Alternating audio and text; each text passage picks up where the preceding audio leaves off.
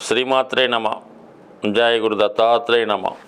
ఈ వీడియోలో మనం జనవరి 12వ తారీఖు నుంచి 18వ తారీఖు మధ్యలో జరగబోయే వారఫలాలు కన్యారాశి వారికి ఏ విధంగా ఉంటాయి అని పరిశీలించినప్పుడు, మరి కన్యారాశి వారికి ఈ వారంలో చతుర్థ స్థానంలో ఒక గొప్ప యోగం ఏర్పడడం జరిగింది.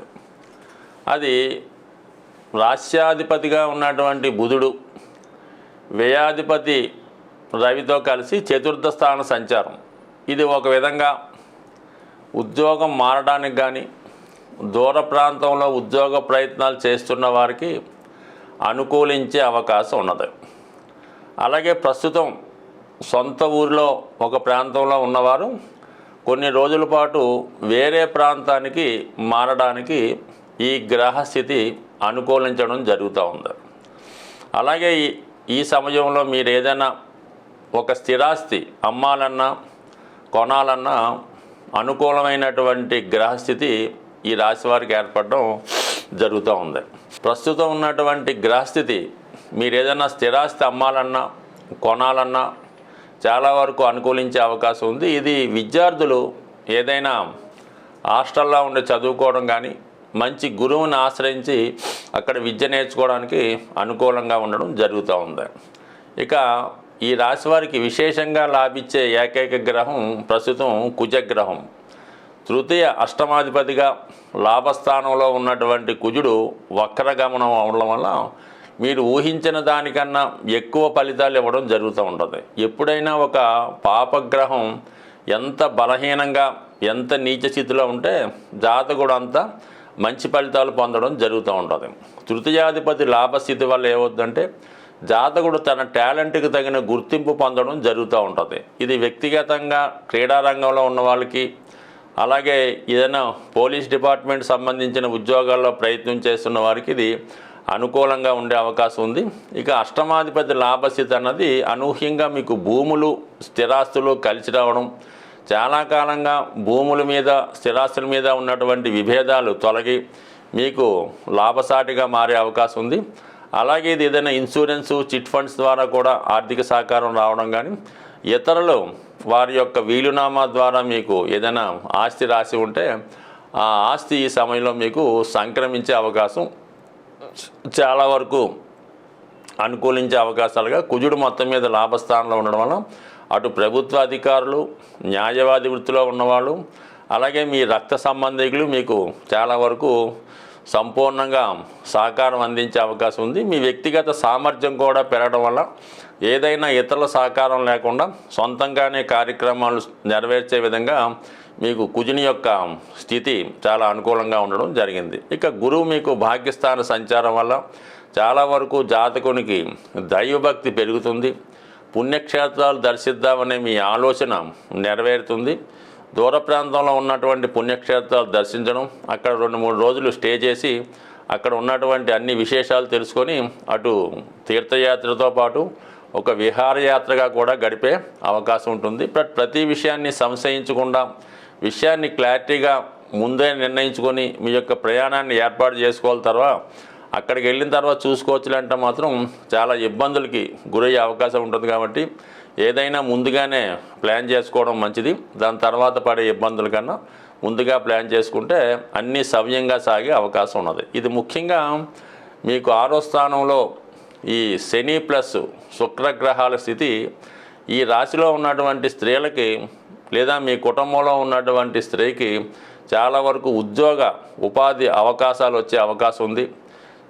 ఏదైనా ఒక ఆర్థిక సంస్థలో కానీ, బ్యాంకింగ్ ఫైనాన్స్ రంగంలో కానీ, సాఫ్ట్వేర్ రంగంలో కానీ ఉద్యోగ ప్రయత్నాలు చేస్తున్న వారికి ఇది చాలా వరకు అనుకూలించే అవకాశం ఉంది. అలాగే స్వతంత్రంగా ఏదైనా వ్యాపారాన్ని ప్రారంభిద్దాం అనుకున్న వాళ్ళకి ఈ గ్రహస్థితి చాలా వరకు అనుకూలించే అవకాశం ఉంది.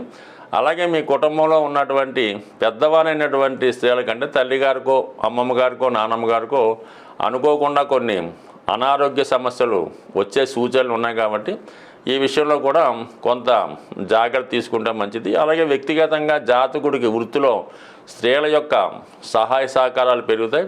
వ్యక్తిగతంగా మీకు కూడా ఆర్థిక పరంగా అనుకూలత ఏర్పడి చాలా వరకు ఆర్థిక సమస్యల నుంచి బయటపడే అవకాశం ఉన్నది. అలాగే మరి ఈ జనవరి 14వ తారీఖున మరి వ్యయాధిపతి రవి పంచమ స్థానంలోకి మారడం వల్ల ఈ రాశిలో ఎవరైతే నిరుద్యోగులు ఉన్నారో వారికి ఏదో ఒక కొద్దిపాటి చిన్నపాటి ఉద్యోగ ప్రయత్నం నెరవేరే అవకాశం ఉంటుంది. ఇంచుమించుగా మీకు ఈ జనవరి 14 నుంచి ఒక నెల రోజుల పాటు రవి పంచమ స్థాన సంచారం వల్ల ఈ రాశిలో ఉన్నటువంటి నిరుద్యోగులకు చక్కని ఉద్యోగ అవకాశాలు తప్పనిసరిగా వచ్చే అవకాశం ఉంది. సాధారణంగా గ్రహాలు మనకి అనుకూలమైనటువంటి ఫలితాలు ఇవ్వాలంటే సూర్యగ్రహం యొక్క అనుగ్రహం తప్పనిసరిగా ఉండాలి. జాతకంలో సూర్యభగవానుడు ఎంత బలంగా ఉన్నా మన దైనందిన జీవితంలో గోచారంలో సంచరిస్తున్నటువంటి రవి యొక్క సంచారాన్ని బట్టి కూడా జాతకుడి యొక్క ఫలితాలు ఆధారపడడం జరుగుతూ ఉంటుంది. ముఖ్యంగా ప్రతీ నెల సూర్యభగవానుడు ఒక రాశి నుంచి ఒక రాశికి మారడానికి ఒక సంక్రమణంగా మనం పెద్దలు నిర్ణయించారు. ముఖ్యంగా ఈ నెలలో ఏర్పడుతున్నటువంటి మకర సంక్రమణం ఇది విశేషంగా అన్ని ప్రాంతాల వారు దీన్ని ఒక పండగలాగా, అంటే మకర సంక్రమణం నుంచి ఈ భోగి పండగ కనుమ ప్రారంభం అవడం జరుగుతూ ఉంటుంది. అంటే దీనికి మనకి ఉత్తరాయణ పుణ్యకాలం స్టార్ట్ అవుతుంటుంది. మరి ఈ సమయంలో ఏ పని చేపట్టినా అది మంచిగా జరిగి దేవతల యొక్క అనుగ్రహం పొందే అవకాశం ఉంటుంది. కాబట్టి మరి ఈ మకర సంక్రాంతి రోజు, అంటే మనకి జనవరి 14వ తారీఖు రోజు మరి విశేషంగా ప్రతి ఒక్కరూ కూడా ఏదైనా ఒక దేవాలయాన్ని సందర్శించి ఆ రోజు సూర్య నమస్కారం చేసుకోవడం కానీ సూర్యుని విశేషంగా ప్రార్థించి ఆ రోజు నియమంగా ఉండడం వల్ల దగ్గరలో ఏదైనా సూర్య దేవాలయం ఉన్నా లేదంటే రామాలయం ఉన్నా కనీసం వెంకటేశ్వర స్వామి టెంపుల్ కన్నా వెళ్ళి విధి విధానంగా పూజ చేసుకోవడం వల్ల చాలా వరకు మనకి ఈ సూర్యుని యొక్క అనుగ్రహం ఉత్తరాయణ పుణ్యకాలం అంతా ఉండే అవకాశం ఉంది. ముఖ్యంగా ఇదే వారంలో వచ్చే కనుమ పండుగ రోజు మరి ఏదైనా మీరు గోశాలను దర్శించి అక్కడ ఉన్నటువంటి గోవుల్ని సేవ చేయడం కానీ ఆ గోశాల నిర్వహణకి మీరు ఏదైనా కొంతవరకు ద్రవ్యాన్ని సమర్పించడం వల్ల కానీ ఆ పశువులకి ఏదైనా ద్రవ్యాన్ని ఆహార పదార్థాలని స్వీట్స్ బెల్లం వగైరా వగైరా ఇవ్వడం వల్ల అటు ఒక విధంగా లక్ష్మీ అనుగ్రహానికి పొందే అవకాశం ఉంది. ఇది సాధారణంగా గ్రామీణ ప్రాంతాల్లో ఈ కనుమ పండుగ రోజు రైతులు చేస్తూ ఉంటారు.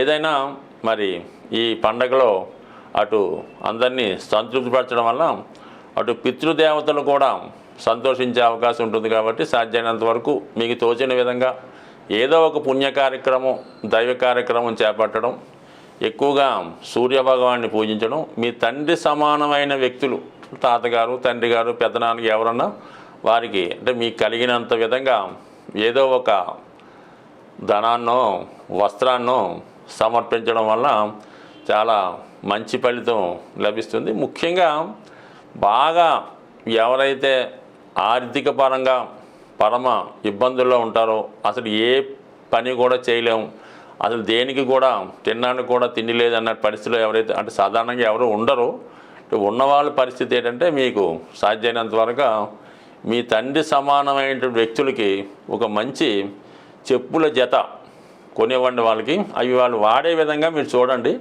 ఈ విధంగా ఒక్కసారి మీరు ప్రయత్నం చేయండి.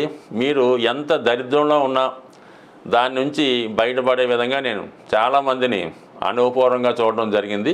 అంటే మీ తండ్రి గారు ఎంత గొప్పవారైనా మీరు ఏ స్థాయిలో ఉన్నా వారికి మీరు ఒక మంచి ఖరీదైనవో మామూలువో చెప్పుల జత స్వయంగా వారికి ఇవ్వడం వల్ల అవి వారు వాడటం వల్ల మీరు ఆ చెప్పులు అరిగిపోయేంత లోపల మీ యొక్క సర్వ దరిద్రాలు తీరిపోయే అవకాశం ఉంది. స్వస్తి.